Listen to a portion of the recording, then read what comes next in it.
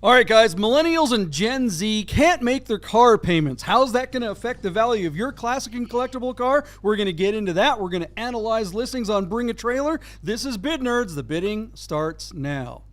Bid Nerds is your YouTube car game show. All right, everybody, welcome to a live episode of Bid Nerds. We are just getting started. My name is John Polnick, and we are coming to you live from the Container Park in downtown Las Vegas, as well as my partner way over there on the other side of the screen. I guess he'd be on your right side of the screen in San Francisco. What's going on, Michael Deep? JP, welcome from the Club Wheelhouse Studios in a secret location in the Bay Area. John, I am very excited to introduce our icon, our M who M. Look at this, like celestial. The heavens have opened, and it's not Jesus, but it is Danny Lima, the man from RMC Miami. If you're a fan of wild, exotic, go-fast cars, you know exactly who this person is, selling some of the most incredible cars in the secondary market in the country. Of course they come out of Miami. The man responsible is right next to us. Welcome, Danny. Thank you for jumping on the show with us. What's up, buddy? Absolutely, man. Everything's good. Thank you for having me. I'm excited to see how this cookie's going to crumble. This is Price is Danny, Right. I like this. Yeah, Danny, your ears must be burning because as we come to YouTube every week from the Rami studio, Rami is a repeat offender of RMC Miami. Can you share with us Rami's credit card number and expiration date? What is his passcode? Rami's wire. Yeah, his bank instructions. Yeah, I've got at least 4 of his black cards here because he leaves them at every bar he ever goes to. Danny's got it on his forearm. I mean, you've sold Rami a handful of really, really cool cars. Danny, look, Rami aside, because we know Rami loves to go fast, but like your big niche, I think would set you apart from anybody else selling cool Porsches. You sell a lot of modified cars, and several of your inventory pieces come from overseas. I know you source cars from Europe, but you do an especially cool job of getting cars from Japan. How did you come to do that really quickly? And then we'll jump into the show. just an obsession for motorsport and like full balance of cars. Just a car that doesn't just do one thing only, kind of does the street, the track, the everything. It's an everything car, and it's kind of perfected there.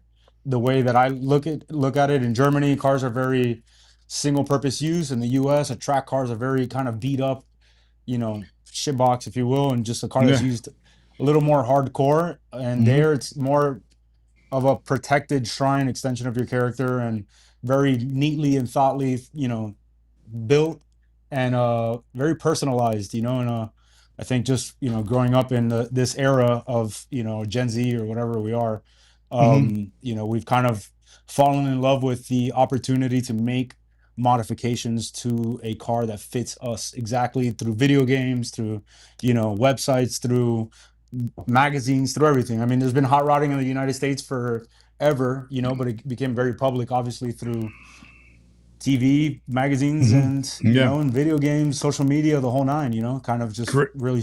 Well, you're a member of the Gen Z demographic, and I know that you can probably make your car payment, but it turns out Gen Z and millennials have the highest rate of delinquency for their car loans of all time. If ever anyone's, for as long as they've been recording it, millennials and Gen Zs are 30 and 60 days late on their car payments, worse than anyone else. Now, a lot of you are probably going, well, that's probably on Nissans and Teslas and stuff like that. That's not classic cars and everything like that. But when you start having a whole sector of the market being delinquent on their auto loans, that affects the values of everyone's cars, because you start seeing auto loans getting, people getting foreclosed on their cars. What's next? And the other thing too is that we need younger people. Like, you're an enthusiast, but You know, there's only, if you guys can't afford to even make payments on your Explorer, how the hell are you going to afford to be able to buy a really cool old 911? We're going to get into that as we analyze the listings of the cars that we're talking about tonight. But if you're new to the show, thank you for joining us. Make sure you hit the like, subscribe, and notification button ASAP. Get in the live chat and introduce yourself. That's where all the really big knowledge is. And let's get to the listings that we talked about on the last episode. We always start every episode by holding ourselves accountable. We make predictions on car listings. The first thing we do is tell you how wrong we were, or right. Sometimes we're right, sometimes we're wrong. Let's get to it. What was the first car on the list, Michael D? All right, JP. Danny, this car's going to be right in your wheelhouse. The first car we looked at from the last show, we are going to circle back to a 2015 Porsche 911 GT3. This is a 991.1 that was listed on Cars and Bids, showing 37,000 miles. Danny, this car has already had its engine replaced. Now, we know all 2014s got an engine replacement, but the only 2015s that had an engine replacement is because the original engine failed. So coming to market on Cars and Bids, Doug DeMiro's site, on a clean Montana title, but the car is located in Corona, California.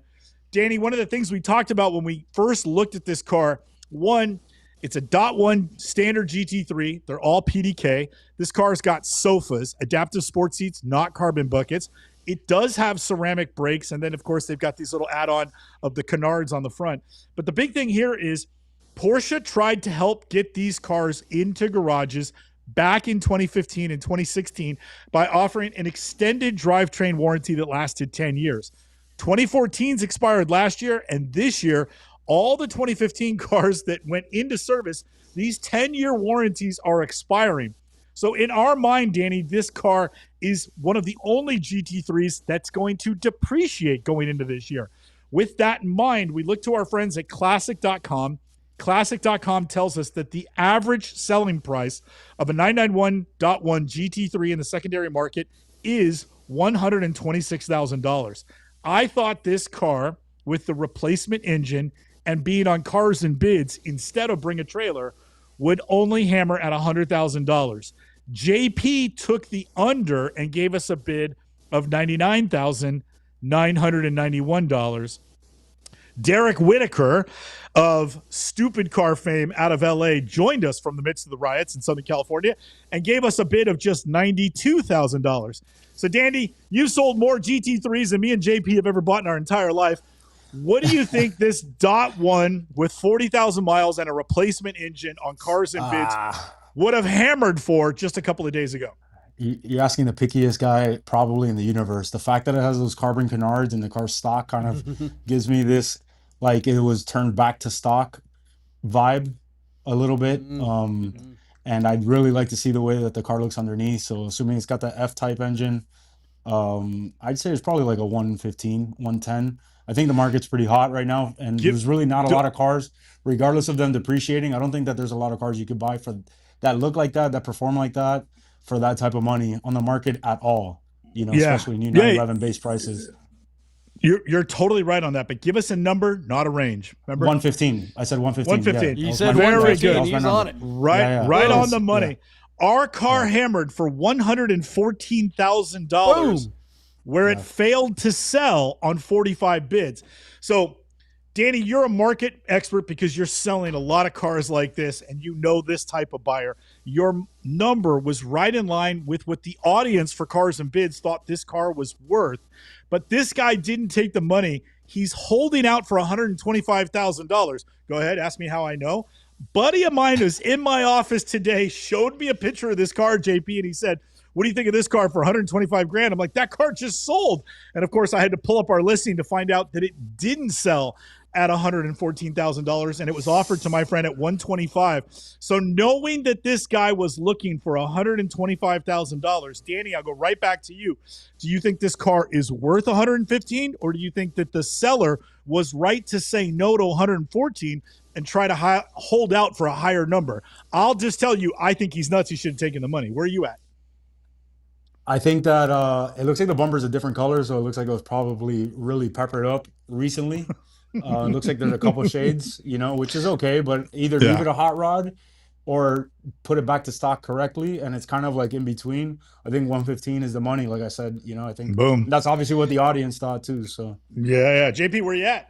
Season is stupid, man. This guy is an idiot for not selling it for that money. And I don't know who's more stupid, him or Cars and Bids for accepting a reserve higher than that. These cars, I know you're 100% right, Daniel, when you say that there's nothing else that performs like these for the money, but there's nothing other than fireworks, because you could spend $115,000 coming up here in for 4th of July to blow things up. But it'd be a lot more spectacular to buy $114,000 worth of fireworks than this. This is only going to make one explosion. This engine will fail. All GT3s in 991.1s fail, and they fail multiple times, and they fail spectacularly. I am telling you, this is a piece of crap. Do not. You're better off with a 996 with a 200,000 mile IMS. What you were going to say there, Daniel? Man, I think that kind of the new generation of people that are buying these sports cars really don't have any idea how to even maintain, or like what a warm-up, cool-down process is, and how to change oil, and what hard driving and what's not. And they think that they're buying a GT3 and they're driving it like if it's a 750 Li, 2012 right, that they bought, buy here, pay here. I think it's a weird market of people buying those cars that just don't know what they're really buying, and it's just a cheap sports car at this moment. And it's not. I think an enthusiast can keep that car running forever, just like a 996 can blow up at 200,000 or 5,000. I think it's the same thing with those cars. You launch them. The thing is, there's no warranty. Like, you can launch it as many times as you want. You could sit on the limiter. The oil temperature won't restrict you from spinning a certain amount of RPM. I mean, it's not that dummy proof. And the newer GT3s, they've had to make them more dummy proof, making them even kind of more boring to drive. And I think that's unfortunate, because that was the first non-manual car. I think anybody buying a manual car kind of understood what they were getting into, and they were hoping that maybe that type of person were buying those cars. But I've tracked one of these cars with 80,000 miles on them that have never been on the street. They had 78,000 miles of track use only, with a proper fluids, proper driver, and it's perfect. Honestly, I think it's just a bunch of idiots, and I think that they're so mass produced that anybody's getting them. So you're gonna end up with a bunch of idiots who just know how to bang keys and say this car's a piece of shit. But in reality, I think the car's honestly, I think it's amazing. Wait. Are you saying it's a bad idea to start a car and then rev the shit out of it and take off without letting it warm up? I think it's a You're bad saying idea. that's bad? I think it's a good idea to launch it, not rev it. You should launch it dead cold. Launch control. By the way, never hand your cold RS 993 to Michael Deeb. Warm it up first before you hand him the keys. He loves to blow shit up. All right, moving on. What do you guys think of the results of this GT3? Was that seller an idiot? Should he have taken the money, or was he smart to hold on to the car? Will he get that extra $15,000 or $10,000 that he thinks he's worth? Let us know in the comments. And what's the next car on the list, Michael D? All right. Before Danny Lima's time, Ford got into the McLaren business and built this 1980 Ford Mustang McLaren M-81. This is not one of the V8s, Danny. This is this is a precursor to the SVO. It's a turbocharged 2.3 liter inline four, but with a massive turbo. This was essentially like a, what do they call it? Like a concept car, as it was described. We had Derek Whitaker on the show, joining us from Los Angeles. Derek owns one of these with a V8, but he actually knew a lot about this car. Danny, this car ran at Mecum at Kissimmee, where it failed to sell for $68,000. It came back to market on Bring a Trailer out of Missouri, showing just 8,000 miles on the odometer, and is it's number 8 of just 10 of these cars ever produced. So a very wild car. I don't think by today's standards, the performance envelope of this car will impress anyone. It may not even have 200 horsepower. But the wildly boxed fender flares, the fact that it is a Mustang that was made in collaboration with McLaren, and the fact that they only built 10 of them would tell me that with only 8,000 miles on the odometer, this has to be a 6-figure collectible car. And yet The car failed to sell at $68,000 in January at Kissimmee with Mecum. So now the car has come back to market. JP, there were a few numbers for this car. According to classic.com, the two of these that have come to market, the average hammer price for them has been $63,000. I thought our car had a chance to bid up to about $51,000 where I thought it might fail to sell. You took the over at 55 and Derek Whitaker took the under at 45. So we're kind of all over the board here, Danny. I don't expect you to know a lot about this car, but just given the parameters of being a low production Mustang and a 4-cylinder turbo, but McLaren on the McLaren is written on the paint. What do you think this car would have hammered for on BAT? So I mean, Derek knows his shit. I mean, his car is in the Peterson Museum as we speak, I think, and yep, right on. I think most importantly with these Mustangs is kind of the undercarriage and what it looks like. That kind of tells the story. That gas cap little picture that you scrolled through kind of looked a little crusty. I don't like that. I don't like that they didn't even take a Mecum sold sticker off of it. It shows zero effort into preparing the car for a sale or that they did any service or any type of anything to the car. I think I'm gonna save 40,000. Very good, and that you'd be right in the money. You and Derek are right there. Our car hammered for $46,500 where it failed to sell on 28 bids. JP, this is just such a niche car. Do you think there's anything to unpack from that result about the market on Mustangs? I don't think so. Yeah, I mean, we keep looking at Mustangs and Fox bodies as being a millennial or kind of a young timer car, and it seems like Fox bodies are coming up. There was one of the commenters, Alan in Vancouver, mentions, he says, I never thought I'd see a Fox body Mustang, even if it says McLaren on the side of it, not sell at $67,000. And I think that, you know, is he onto something? Maybe, I guess. But then you look at the results. We didn't cover this car. We were going to. We changed at the last moment. You know, this was a Fox body 93 SVT Cobra that closed a couple of days ago. And this thing did sell. And what did it sell for? $204,000. So Alan in Vancouver, if $67,000 knocked your socks off, I imagine you're running through the streets naked if you saw the result of this dang thing. You know, not at all the same car, and you would think that something that says McLaren on the side and is as rare as it is would have brought a lot more money. But yeah, what you know, I thought that for sure one of the Mustang bros would step up, but I was wrong on that one. What do you guys think of the results of the McLaren Mustang? Let us know in the comments. And what's the next car you want to cover deep? All right, JP, I picked this car out for you. I thought you would get off your wallet and buy this 2005 Dodge Viper SRT-10 Roadster with the Polnick package, black on black on black with a manual. Our car is showing just 19,000 miles. Listed out of Boring, Oregon. You heard me right, Danny Lima. Boring, Oregon, right next to Snoozapalooza, I guess. This car is on BAT. Low mileage, not a big desirable car. I mean, it's obviously not like an ACR, but JP loves this generation. And when I saw the black one with fair mileage near his neck of the woods, close to Washington, I thought maybe we could get JP to show us the color of his money. Our friends at classic.com tell us that the average selling price for this generation of the Viper SRT-10 Roadster is typically $56,000. JP, I didn't think this car would do that well. I don't know why. It's fair mileage, but just this era of Viper isn't really ringing the bell right now. So I said 48 grand. You did take the over at $49,999. And then Derek Whitaker, Stupid Car fame, joined us from LA. He said $46,500. So, Danny, average price is supposed to be in the mid-50s. Everybody here is under 50 grand. Where are you at on the Viper SRT-10 with less than 20,000? Early year, bad trans. The exhaust on one side looks like it doesn't fit right. Paint doesn't look detailed. It's a good car for the money.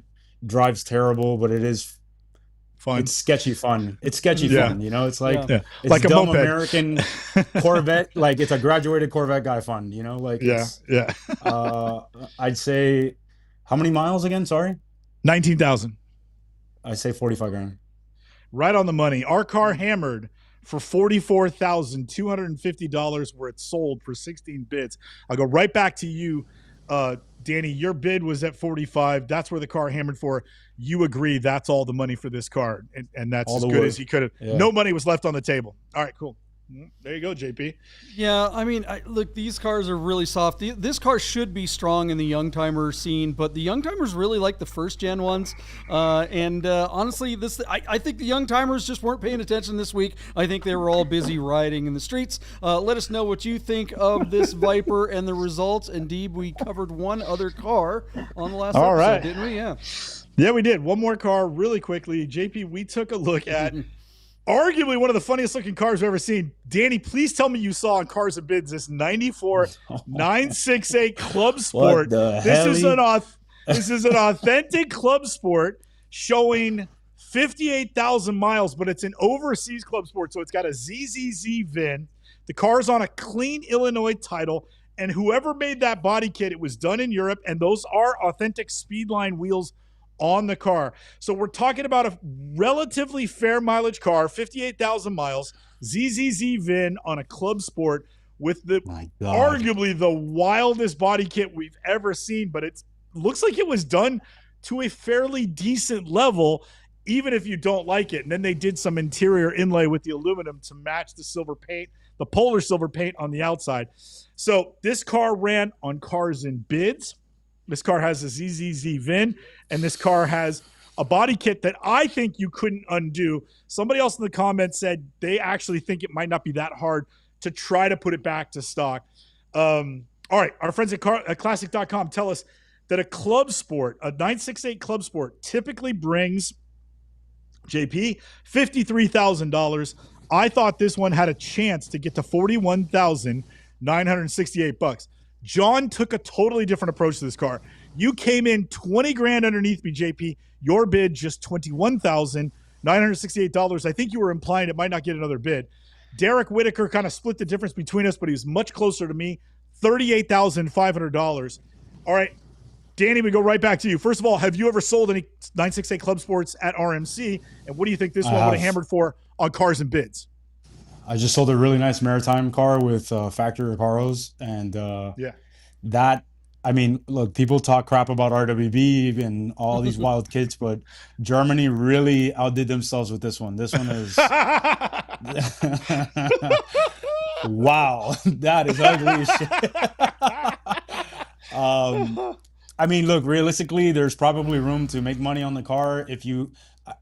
It depends how that side skirt is cut to put on there, but it's just bumpers, hood. The seats are done in vinyl, and it's got comfort seats. I mean, but vinyl is just already like a cheesy approach to like maintenance on the car. Personally, I wouldn't buy the car with your money or any amount of money for that fact. But I think it's 35 grand is all. 35 grand. I mean, so he comes in under I don't know Derek. Anything else.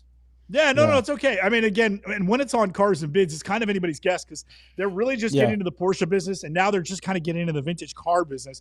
But here we go. I was right on the money on this one by accident. This car hammered for $41,250. Where it sold, JP, on 64 bids. So my only question to the two of you is, are you surprised it brought that much money on Doug DeMiro's site? Yeah, the big thing is, I mean, that's why I underbid so hard, was that I just didn't think the audience, there is an audience for something that's this hideous, right? And it's, I mean, just go hang out at a PCA event, right? And you'll find 20 guys in pleated pants that will think this is neat. And look, you say that it's not, I mean, look, I think this thing would be very difficult to bring back to a CS. Even like I'm with you, Daniel, on the trim. Like the rear bumper, you could take off and put a stock one on pretty easily.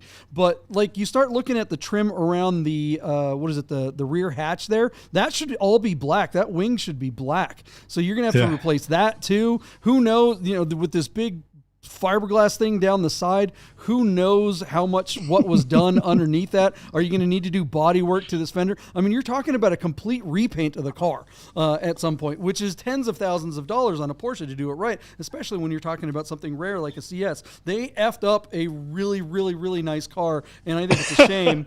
And I'm just amazed that anybody paid money for it. I like what Daniel said. I wouldn't buy this with your money, and I really wouldn't, because I love you guys out there in the nerd herd. And we want you guys, look, if you're looking to sell your car on Bring a Trailer or Cars and Bids or P-Car Market or any of the auction sites, give Bid Nerds a holler, because you don't have to deal with all the crap. You can just hire the Bid Nerds to do it for you. A happy ending for every auction. That's the Bid Nerds. All right, let's get to let's do a commercial and then come back with new predictions with Daniel Lima from RMC right after this. Hey guys, you're probably looking at your watch and wondering if Bid Nerds will ever end. So you better talk to our friends at Our Smiths to make sure your Rolex, Tag Heuer, AP, or any fine timepiece is in tip-top shape. Our Smiths, fine Swiss repair.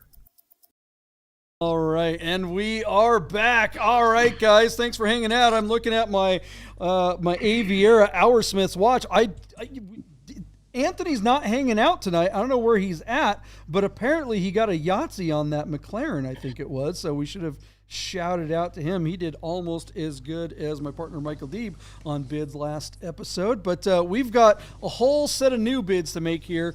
Can millennials even afford to buy classic cars? And if they can't, if the Gen Z generation isn't coming up behind us in Gen X and the boomers, who's gonna keep the value propped up on all these classic cars? This first car on the list, I think, is a future classic. We've seen them appreciate quite a bit over the last couple of years, but lately with things going on, it might be a little bit of a challenge. This is going to be an interesting one to watch. What's the first car that we need to make a prediction on, Michael Deeb? Holy freeholies, this one's going to be okay. My first guess is that RMC Miami has never sold a 2008 Tesla Roadster. True or false? Have you ever sold one of those? That is a 100% fact. I've never sold one. No. Yeah, that was my easiest guess of the night, JP. All right, I'll give you a Yahtzee on that one, Dave. Yeah, I'll take the deep dive on this. Easy. Yeah. All right, so this 2008 Tesla Roadster is listed on Bring a Trailer out of St. Louis, Missouri. Our car is showing just 14,000 miles from new, and I have to refer to my notes on this car, JP, to see if it doesn't really say anything about having any of the updates made. Isn't there like a series of updates that some of these cars are meant to get? Is that fair to say? Don't know. JP? Don't know. Okay, all right. Well, I think there is, and since there's nothing written on this tells me that it's as it was delivered. So it is, as they call it, a 3-phase AC inductor motor, and they get about 180 miles range. This car was $100,000 when it was brand new, and our bid turn says F this car. So JP, this one's about as nice as they come. I'm kind of digging the dark blue on this, Lotus-based chassis. This car is so unmolested. It hasn't even received the updates that I think exist out there. Will somebody that heard, please correct me, because I should never be talking or advocating for electric cars. But here you go, JP. This is as nice as they come. We had speculated since we've been doing the show over the last small handful of years, these cars have climbed in value, and the nice ones have brought $100,000, as it seemed speculators were starting to put some of these away or give them the updates and keep them exercised, speculating that they might be a future classic. But with the way Tesla is being dragged in today's press and society, will the values of these older Teslas start to suffer? This seemed like a really no-nonsense one, JP, to take a test. Based on what we're seeing here, this should be a 6-figure car. The question is, will it make 6 figures? And if it doesn't, is that a reflection of the soft market, or is that a reflection of the public's perception with the Tesla brand? So, John, I hand it over to you. What do you make of this beautiful toaster? Beautiful toaster. I actually really, really like driving these. These are actually terribly fun. If you're going to drive an EV car, this is definitely one to do it in. Sorry here, I'm having a technical issue. You see all the vandals running around. They're spray painting and key marking Cybertrucks and Model 3s and everything like that. All the modern Teslas have cameras all over them. Like every square inch is covered with cameras. And so the idiots are going up and vandalizing these cars, whether you think they should or shouldn't, I'm not going to get into. But if you think it's a good idea to vandalize someone's car, it's probably not a good idea to choose a car that can record you doing it and get your picture and send it to the police. If you're going to vandalize a Tesla, this is the one you want to vandalize, because this is before he put cameras and everything. And I'm not suggesting that anyone should vandalize anyone's car, these things are insanely fun to drive. They are insanely fast. The biggest problem with these is how horrible the brakes are. They have like world-class exotic car acceleration with 1985 Nissan Sentra brakes. You just be careful if you drive one of these. Be prepared to not be able to stop. Daniel, what do you think of these cars? I mean, if there's one that would be collectible, I mean, that one looks really nice. I mean, that looks like that would be the specimen. I don't know, where we are with the tweets today or when that ended. So I'm sure that'll affect the market on the closing, on the closing hours. I really don't know anything about those cars. I feel like they're kind of hot. Maybe I'd say like how many miles we're on? Well, we're not ready for a number yet. We'll give you a shot. Oh, sorry. We'll give you the last shot at it. What do I think of the car? Okay. Yeah. I think it's cool. I mean, I just had an Exige Cup. I think we set the record on bring a trailer with the car. The chassis is great. I didn't really like anything else about the car. I would be really curious to see what a heavier version of that with worse brakes feels like. Really bad brakes. Yeah. I mean, I just don't see. I personally, I could care less about the car. I mean, but if you're into that, if you're an EV nerd, which I'm sure they're out there, plenty of them, all these Cyber Beast guys and wants to start collecting them. I mean, this is definitely where you got to start. And that seems like the one that you would start with as far as collectibles. So, Steve, what's it going to bring? All right, JP, according to our friends at classic.com, the average seller price of a Tesla Roadster is $104,000. And I'm telling you, JP, that number is up from a handful of years ago. Yeah. Our car, with just 14,000 miles from new, on Bring a Trailer out of Missouri, is sitting at $46,500, and that comes to us by just 10 bids. JP, despite the market being very strong for Tesla Roadsters, I'm leaning on Tesla's kind of bad reputation at the moment, and I think our car is going to have a tough time. I think it'll double from where it's at right now, but my bid is going to be just $95,000. I'm going to tell you that it falls short of the $100,000 mark, and I'm going to tell you that it fails to sell at my bid because I think the owner of this car is thinking he's going to get somewhere between 125 and 140, and I don't think that's going to happen. So JP, $95,000 to you with a big fat FTS in front of it. It doesn't even come close to the average, and this is an above average example, but I don't think now's the good time to try and sell this car. I would wait. Yeah, I mean, you got to think that this person is either trying to get rid of it before it gets worse, or he's delusional. One of the two. Look, Musk has not done himself any favors. He has pissed off both sides now, and I don't think that's going to help him out with it. Whoever owns his car, that's not going to help them out either. I'm going to go under you, Deeb. I'm going to say $84,000 and also say that it FTSs unless this seller is smart enough. If the seller needs the money, they need to take anything this brings. If the seller doesn't need the money... If the seller doesn't need the money, they should hold on to it. They shouldn't have even bothered trying to sell it now. Now is the worst time to try to sell a Tesla, especially something that's quote-unquote collectible. Daniel, what do you think it'll bring? I think it's going to bring $90,000. I think it's still, 90, I don't think people... Good guess. Yeah. Do you think it sells at that number, or do you think it fails to sell? I think... Judging by that guy's house, he's private, and he's probably, if he shopped it to any dealer, they probably lowballed him, and I feel like that would be a fair number for a retail guy. At the end of the day, if you just look at the averages, if somebody might feel like they're getting a good deal, if it comes in 10-15% on their market, for a nicer example, they might just pull the trigger on both ends. I think that car is going to sell. Just judging by the pics, not being a dealer or private seller, which Bring a Trailer seems to like that a lot. I just don't know. Like you said, recalls and all that stuff. But I mean, that looks like a solid. If I was a Tesla EV collector, I feel like that's the one I'd want. Yeah. Good JP, call. the bids in the herd are all over the place. Burnt Oil, Michael Simcock, and who else was that? Philip Craig are up there, 96 and 98,000 respectively. But like Chris Carbine and Mike LeBlanc are down there at 69 and 65. So we got, $30,000 spread for the hammer on this car. This will be a very interesting result. Interestingly, JP, not one bid is at six figures. Yeah, I got to wonder. I'll go ahead and say it to the nerd herd. When you are guessing on the value of this car, is that based on what you think the car's worth, or is that based on what you think of Elon Musk?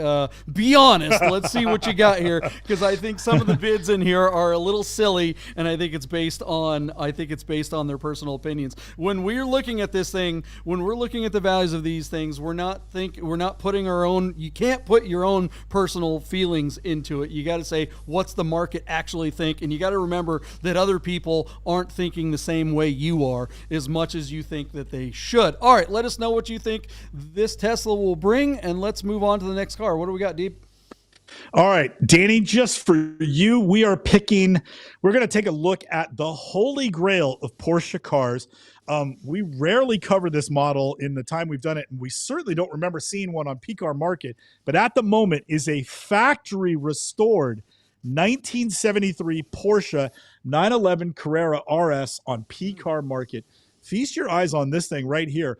JP, have you ever seen one that was factory restored that, in fact, has a little placard, riveted onto the car to let people know that some time ago this car went back to the motherland and it was restored by the factory technicians, which I mean, John, I just don't remember seeing one quite like that. So it was redone in 2004 by Factory's historic Work One building, which they did in Stuttgart. And I mean, if ever there were a set of hands to trust with your Holy Grail 911 RS, you could make a case for, it's going to take a long time. It's going to be really, really expensive. But I think the big question is not where we're judging the caliber of the work, but Danny, back me up on this. If you have that provenance tied to your car, is there a quantifiable value add for having had the factory do your restoration? There are plenty of big names around the world that could arguably do as good or a better job than what the factory did, but nobody in the world would have the cachet of sending the car back to the factory to have them redo it for you. So I thought this was very interesting, and of course brought to light even more interesting that a car of this caliber is being represented on the platform at PCAR Market. So JP, I'll send it to you again. Have you ever heard of a factory restoration? We saw that crazy dark green Carrera GT that the factory did, but that's a much more modern exercise in like, send us back your car and we'll do a paint to sample color and we'll restore your Carrera GT. Yeah. That's for the uber rich hypercar. But this is like, hey, I've got a really special Porsche. We can't find parts for it. If I send it back to the factory, I know they'll do the best job on it. And now this job is over 20 years old. It's coming to market. Will we see a 15, 20, 30% bump in average value for this car because of the factory cachet? John, what do you think? And then Danny, we'll get to you. What is this doing on PCAR Market? I am beside myself with the sheer amount of dumb going on with this particular seller. What an amazing car. When you and I were sent to Germany to speak in front of the Porsche Classic Roundtable, what was that, in 2019? We got 18. We got to go see the factory, and we got to go and we got to put our hands on the actual original die sets for the original RS fenders. I mean, that was like something else. That was like going to Mecca, almost literally, right? If you remember, JP, they were welding on the wing because that's how they did 73s. And then 74 Carreras, it was all molded to be one piece. So if you have an authentic 73, you should find the welds on the inside of the fender, and they were literally, if you went to the factory and asked for a 73 fender, they would hand weld the wing on just like they did originally. It was really cool. Yeah, I mean, Buddha says it right. He's like, some PCA guy wants the bragging rights with this one, and I think he's 100% correct. Daniel, what do you think of this car? Wow, are you guys ready for a mouthful? I mean, let's hear it. This is so I think most of these cars obviously have been so raced in era that finding a car that was accepted by works to be restored is definitely a humongous plus. Most of these cars are chop tubs, Yep. restamped engine cases, restamped transmissions. They've been through hell and back. I love the fact that the car was restored over, about 20 years ago, because it's going to show some beautiful patina. And it was restored before the hype, when the car wasn't worth a ridiculous amount of money, where they had to cover up a pig. I don't like that it's on P-Car Market. Not that I have anything against them. I just feel like the European market kind of uses P-Car Market for the US market, and I don't know why they wouldn't just sell that car there. Typically, when cars are getting pushed overseas, there's usually a story. So maybe there is something that we don't know here. But I do love that the car was restored 20 years ago. It's not a fresh restoration, which I do not like on any car. There's plenty of fresh restorations going on Bring a Trailer day in, day out. I call them the Bear Jackson specials. As long as they start, run, and drive, and they can go through the lane, that's all that matters to these people. They're not really looking for proper driving experiences or anything like that. Obviously it's a flagship car, that's besides the point. They're so picky, man. Those cars really went crazy. They went into the $1 million mark, and then they started tanking because they got so expensive. People started faking everything. And that already happened in the muscle car market with the 60s and 70s muscle cars, with all the rare Corvettes, Mopars, faking paperwork, faking everything, and then obviously that saturates the market and kind of hurts it. So, I'd be really curious, and I'd really have to look at this car. Obviously the bid is the bid, but I'm actually going to take my time to look at this car later this evening to really dissect it, because I'd really like to dig deep into it and see what's going on here. Very interesting. Deeb, what do we think it's going to bring? And just before you say so, Deeb, I just want to shout out to everyone and apologize for Daniel's audio. It's really clipping. Bear with us. Guys. It's not your fault. No it's worries. a technical issue. But we are trying our best to do something better on the back end. All right, Deeb, what's this thing going to bring? Do not adjust your set. That is Jesus on the show with us right there. All right. Just a really quick shout out to our bid turn, who asks the opening question in our notes: why the F is this car on P-Car Market and not at Pebble Beach? Which I think is a very good question. Why not hold off and put this at one of the live auctions in just a couple of months? What's the rush, and why P-Car Market? So interestingly, JP, according to our friends at Classic, sorry. Yeah, good or bad? I'm sorry, guys. No, sorry. That's crazy restoration pictures. I'm sorry. Yeah. Okay, cool. According to our friends at Classic.com, the average selling price of a 2.7 RS from 1973 is just $548,000. Our car is on P-Car Market. It is currently sitting at $350,000 and has 2 days to go until the auction closes. That comes to us by way of 12 bids. So with 2 days to go, and with this car being one of the first factory restored cars that I've ever seen come to market since we've been doing this, JP, I do think there is a value add. I do think if the collectors are out there and this car does pass the sniff test for the people that really want something like this, that I expect a car like this to bring over $100,000 more than the average. So my bid for this particular car is $650,000. JP, where are you at? Man, that is tough to bid against. You're right. And look, as much crap as we give P-Car Market, occasionally they get a win, and it's usually when they have something really special. It's not uncommon for them to get something like a Singer or a CGT. And when they get the really high-end stuff, it does tend to bring the money because the car speaks for itself, and P-Car can't really pull any of their silly shenanigans that usually causes their auctions to fail so badly. So this particular car, having been in Germany, wow, oh my gosh, what was your number, Deeb? It was 650? 650, yeah. 548 is the average. 650 is my bid. Where are you at? Yeah, I'll go 600, 911 and hand it off to Daniel. What do you think? I think he's going to bring 710. Wow.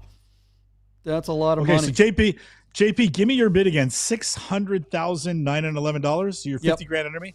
Yep. Okay, got it. All right. Correct. Yeah. I'm just taking the end of it. And then Daniel likes the car. Daniel, give me your bid again. 710? 710.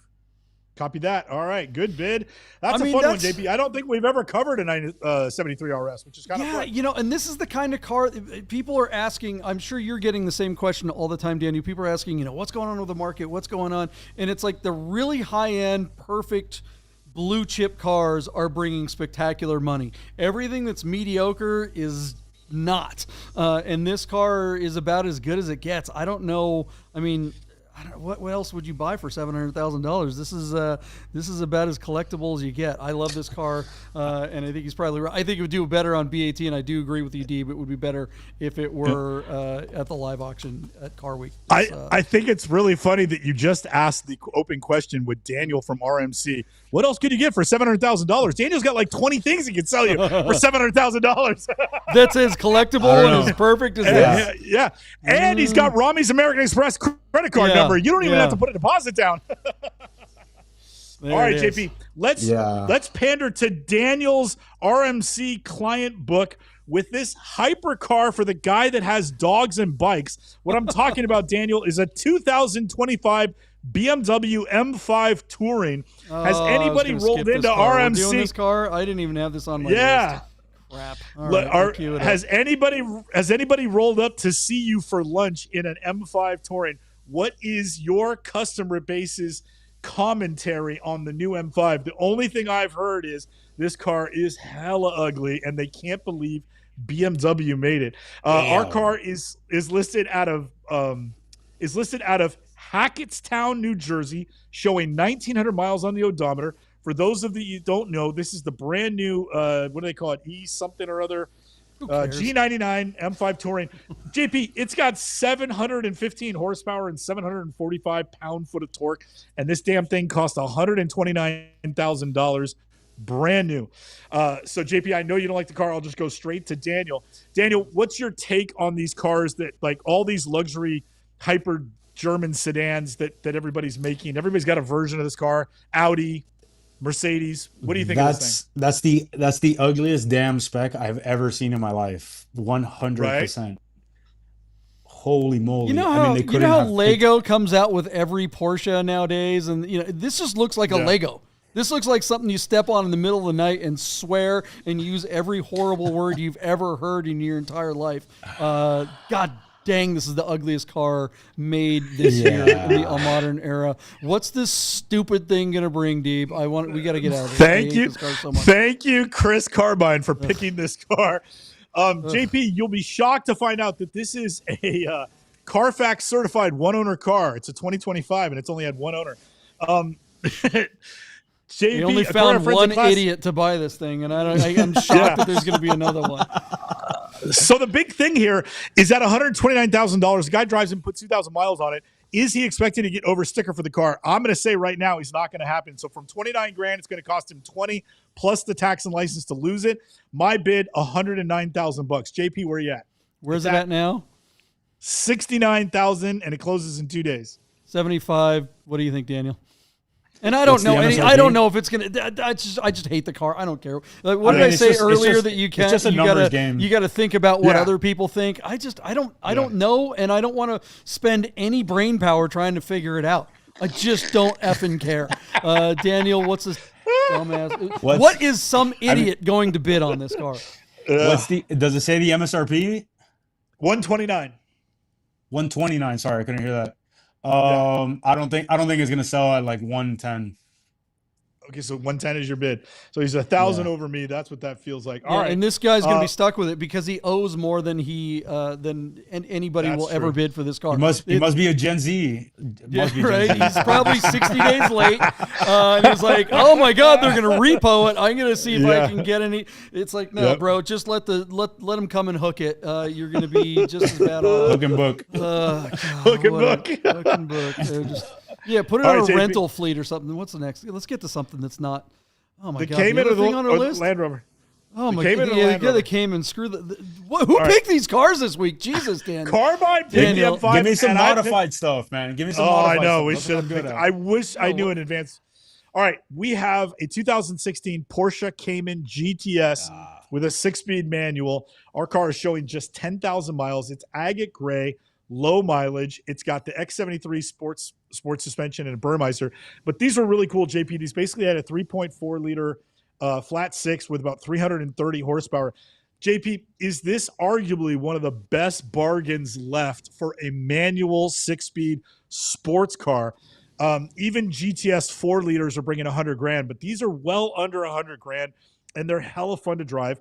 What do you think of the Cayman GTS? Is this the best bargain? If you don't care if you have a 911, but you want a Porsche or you just want a manual sports car, you could do a whole lot worse for your 60 or 70 grand than this car right here. I know it's related to the Boxster, but damn, that's a lot of sports car for the money. Yeah, this thing's beautiful. Tons of fun to drive. A naturally aspirated flat six in the back. The only thing I can think of better would be an LS swapped Kremer 911. Daniel, what do you think of this thing? 911 or nothing for me, man. I don't really care about yeah, doesn't do it for me. That's the Gen Z in me, you know. Yeah, I gotta flex. Fair enough. No, I think they're fantastic cars. They sound great. They're a lot of bang for the buck. They handle great. It's definitely a great stepping stone into getting into a 911. They're cool. They're all right. You won't catch me dead in one though. I hear you. All right. According to friends at classic.com, the average selling price of a manual Cayman GTS from the 981 era is $64,000. Our cars, particularly low miles and good condition, and let's face it, JP, this is a fairly decent bucket of photos compared to some of the stuff we've seen. At least the hero shot looks good. I'll give you that. Our car is already at 65 grand, and it's got 2 days to go. JP, I actually think this car is going to set a pretty high watermark at $78,000. What's your bid? What was it, $78,000? Yep. Yeah, I'll go over you. I mean, we've seen 997.2s with manuals breaking the $100,000 mark, and I think this car is definitely in competition with those. Would I rather have the 997? Of course, but a lot of people really, really like these. A lot of people consider these to be better than 911s. Dave Yu is right there saying that. I can't think of a much better track toy, and the Dot 2s are all flat 4s with turbos. This is the last great Cayman, unless you're talking about a GT4. This is about as good as it gets. Your number was 70, what? 78? 78. Yep. I'll go $80,000 and hand it off to Daniel. What do you think? All right, Daniel. I'll do 75,000. I think there we go. I think it's on a sheet of paper. It's faster than a 911 and it does everything better, but it just, after owning a couple hundred 911s of all generations, it's not better. I don't care. Like, I don't care if it's faster at the ring. I don't care if it handles better. Dancing with a 911 and negotiating with one is okay. Better. All right. So let's say for the same money, you could get what? Like, let's say a GTS .1 991 with a PDK. Which would you rather have? The Cayman with 3 pedals or a PDK 911 of the same era? I'm a turbo guy, so 75 grand, I'm buying a 996 turbo personally, but same era, I'm still going 997 PDK. But 75 grand, I'm buying the baddest 996 turbo I could find. That's a good, even that's 996 not GT3s. 996 GT3s have tanked recently, and you can pick up a really good 996 GT3 in $75,000 to $80,000. And that's it's a really good car, like a really good car. And it's ironic because 996.1 GT3s are now 25 years, and they're coming to this country, and we just saw one sell for $145,000, and it's not nearly as good as the .2. So it's very interesting with the market yields. There's a good argument for that, but absolutely. All right, JP, one more car, or are we done? Do we really want to cover this? Who picked this? Let's skip it. Let's skip it. Who picked that? I did. You picked this last car? Look, okay, I'm just going to show Daniel what my partner picked. Just to piss you off. So that's who like are the you? Murano, What's that? Daniel, that's podcast for me peeing on my partner's leg. That's what that is. You know what that reminds me of? The Murano Convertibles Facebook owners group chat. Yeah.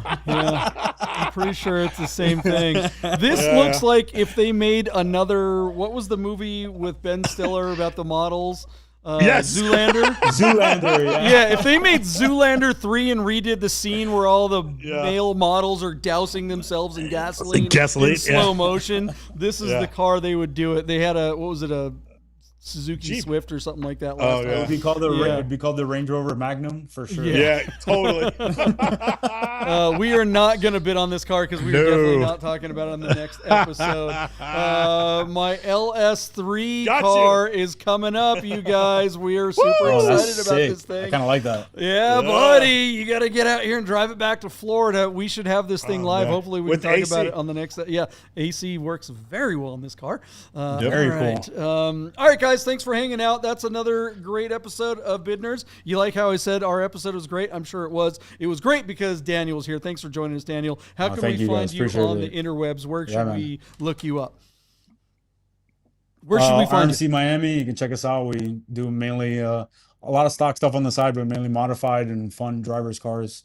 That's kind of our little niche. What's your Instagram handle for RMC? Is it just RMC Miami or RMC Miami? Yeah, RMC Miami. Perfect. And they can find you there. Daniel Lima, ladies and gentlemen, thank you so much. If you are looking for a badass exotic that's been modified, this is your guy. Give him a call and tell him you saw him on the Bid Nerds.